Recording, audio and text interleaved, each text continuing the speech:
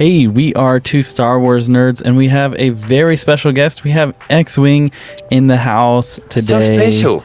Yes, so special. And we are going to talk about my favorite scene in A New Hope. I don't know if it's your guys' favorite scene, but we're talking about the trench run today. It's a good one. So I know this isn't your favorite scene. It's one of them. Well, it was tied. It was tied with Between what? The Don't pressure me. Don't pressure me. the Death Star. There we go. Because it's the first time the main characters are all together when they first show up on the Death Star. They get pulled in. The whole 30 minutes of 30 the movie. minutes, There's and then 6 Obi-Wan scenes. and Vader. Okay, we're talking about like the Han, Luke, Yes. all that. Okay, Mm-hmm. okay. So that and the trench run are tied for me because they're all so important. And what's funny when you said you're like, oh, this is my favorite, and we're rewatching it, we're like, wow, this keeps going and going. We're like, this is like 6 scenes. There's so much. And you can't separate them. But that's our other video. So this is on the trench run. This is on the trench run.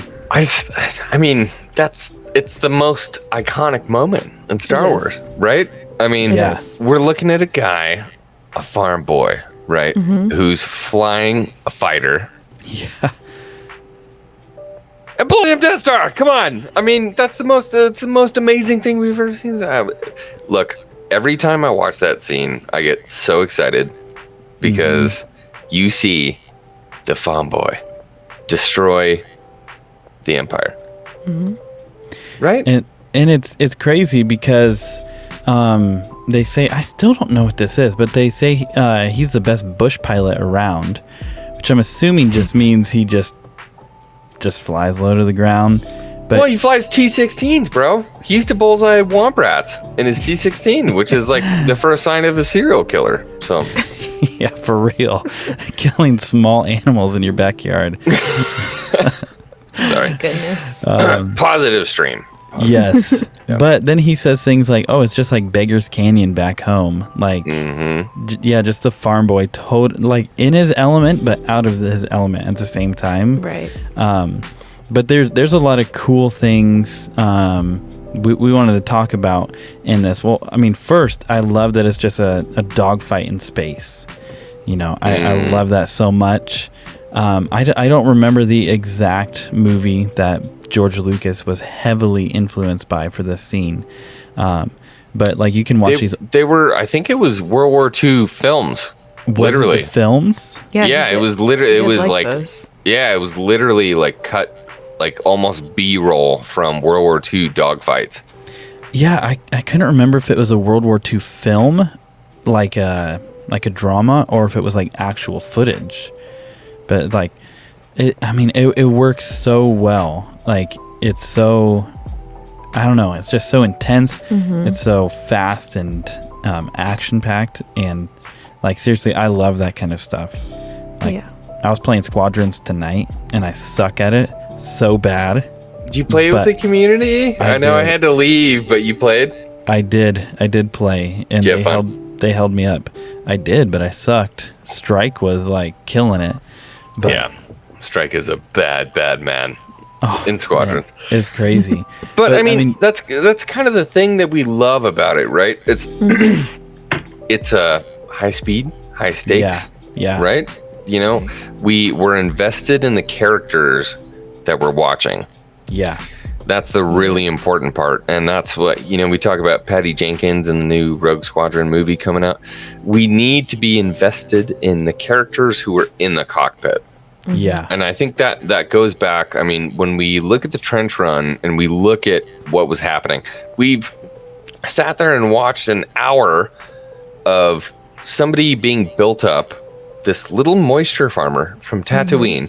And now he's in an X-Wing in the most important mission in literally the galaxy, and everything is riding on that one shot.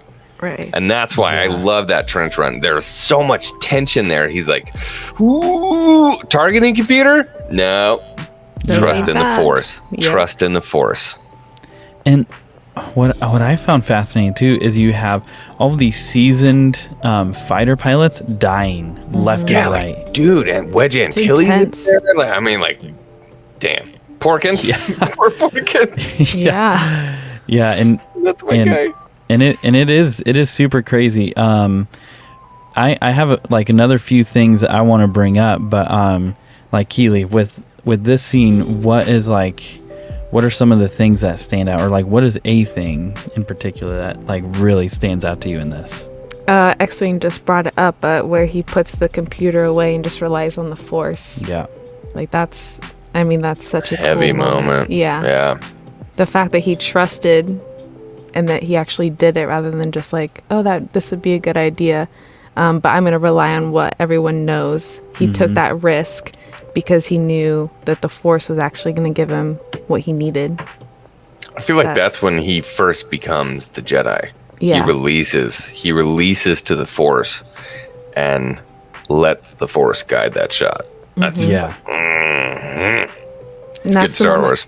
That's the moment we see the victory from when Obi-Wan dies. Vader thinks he won, but really Obi-Wan became more powerful because he was able to help Luke, and that's the reason the Death Star was destroyed.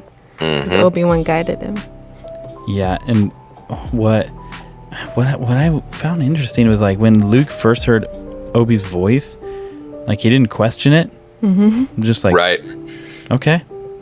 And it's like it was that, that like act of faith for him, and then even going like it's totally different to have the training with the droid like firing like little practice bolts at you. Right. Then to being like in the trench of the Death Star, like you said, the most important real military campaign, like big time stakes. Yeah, you can't mess up. And like you guys are saying, just where he's like, nope, like targeting computer away, like we're doing this, like we go like you in. said, that's that transition to a Jedi. Like he's different. And I think that's the most important part of that film for me in terms of Luke is when he lets go. I'm totally giving myself to the Force, which is interesting because when we go into sorry, we're not talking about Empire. We will be soon. I know, it's so okay. hard. All right, we'll get there. We'll get there. We'll talk about that next time. But but yeah, I mean, for A New Hope, if that was a standalone film, and why we love the original trilogy so much is that, if nothing else happened, if we didn't get Empire, if we didn't get any other film, we get that. Yep. At the end of A New Hope, we get Luke turning to the Force in that moment.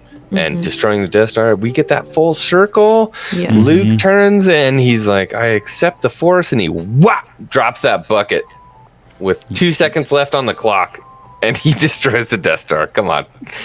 It's amazing. Yeah, it is. There's so much that's so good about the scene past the action too. Like, because when I was watching it with the critical eye, I'm like, is it just like the action and the climax of the movie? But when Obi-Wan says, use the Force, Luke, Vader says, oh, the Force is strong in this one. And then that's where Luke takes the targeting computer off. And like those three pieces together, it's just so crazy because Anakin's former master is telling his son to rely on the Force. And then Luke's dad is like, oh, the Force is strong in this one, his son, that he doesn't, right. The full connection hasn't been made, at least for the viewer as well. Right. And then to see Luke step into that, like, I was like, that, I mean, the writing is just as good as the rest of this movie in this scene. It's not just like, oh, here's the action finally, like it's actually super cool. Interesting point too. Yeah. I mean, let's think about this. Vader did shoot R2. Vader killed R2. Messed up. And I think I've seen a bunch of memes about it, but R2 turns around and looks and was like, Anakin? And Vader's like, R2? And bah! I mean, shoots him. I mean, he blows his brains out. Come on.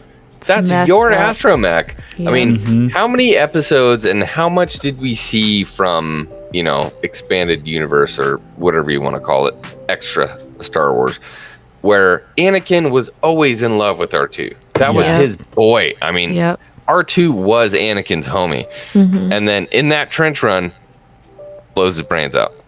What? Yeah. You know how you he know. saw R2 there. Yeah, and that was intentional. Because Yeah. he knows R2. He knows that R2's probably helping. He's like, I need to get rid of R2. I know his strengths. I know that he can keep the ship up. Anakin knows. So you think it was like targeted? I do.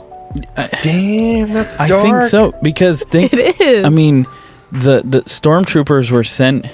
They knew that about the they knew about the droids being on Tatooine. They sent stormtroopers down to look. You find the sand crawler all messed up, and then I think they got the info they needed that R2 in particular was with Beru and Owen, and then Lit them up. they're done. And Right. So, like, it would make sense if he's like, you little bugger, I finally see you. You know? Because R2's really the one causing all the problems for Vader right now. You've been hiding this for far too long. Yeah, and I think it just adds so much. I mean, whether that's speculation or not, I mean, the fact that you see Anakin force choke Padme, you know, you see him It's in there. Yeah. kill Obi-Wan, and then, you know, you see him go at R2 and he's going after his son. All of this, it's like, Vader's a bad dude. Yep. Honestly, yeah, like seeing Vader, if Vader shot R2 on purpose, it's harder to watch than him force choking Padme. Yeah. That's my opinion. Like, that's your homie. You know? Right. And like, Yeah. I mean, this guy's been on every adventure with you. He's backed you up 100%. And now you're in a trench run and you're going to shoot R2? Right. That hurts more than Padme getting choked to me. Yeah. It's, Maybe I'm a droid, but Droids are awesome. You know, two last things I think for the trench run. I think we could honestly talk about the trench run for far longer than the trench run actually is. I feel like we haven't talked about the trench run enough. I know. What's crazy, and the reason we want to do stuff like this, honestly, when we're looking on YouTube for what are other people saying about it, nobody is talking about it. Like, it was really hard to find videos with just people talking about the trench run. Seriously? Yeah, seriously. Like, Okay. I was like, I don't know. I Like, guess Well, okay, we'll we're make it. one. We're it. Yeah. This is us. This is it. we'll talk about it. Because here's the thing. Like, I love looking into the sound design of everything. And there's something so cool, like when you go into like the commentary and the behind the scenes stuff. So each fighter pilot that you see, there's this like high pitched drone that's taking place or that you're hearing. And every time they change from like Red 5 to like another X-Wing to like a Y-Wing bomber and all of this, the pitch frequency is actually changing. And so like when you go back and watch it, you just hear this pitch just like shift up and down. And so in the 70s, they essentially, when they were doing it, it's like, how do we distinguish that we're showing different people? And so they would have this pitch just slightly change. Wow. Really? And so it was to really trick your ears to like being like, okay, we're moving around. And they did crazy things too, where You miss good filmmaking. I know. Oh my gosh. This blew me away. So they would record audio for everybody, you know, sitting there in this basically this model prop. But then what they would do is they had one microphone to record them. They had another microphone that was actually being sent through a megaphone across this massive warehouse and being picked up. And so when you hear the radio chatter, that's how they were recording that. I So did. it's like- I did see that. Yeah. And cool. stuff like that behind the scenes, it's like, that's why. I mean, that's just the sound design. Yeah. The level. People used to be creative. I know, and we'll have to get back together and make a video like just on like the models that they used for all of this, because that's Talking to the right guy. that's a whole nother topic in itself. Yep. You know, and yeah, man, we can If you want to about that. if you want to talk about models, Hi. That's a guy. I There he do love is. my models. So final thought on the trench run. Well, you didn't ask the X-Wing why he liked the trench run. True. So two actual final things. Let's do. Why do you like the trench run so much? Well, I mean, there's a lot of aspects about it that I love. One being filmmaking, obviously. So they created this entire set out of basically, it was models. It was model parts from a model shop that was a block down the road when they were in like Visalia or wherever they were in California. And they created this whole thing, and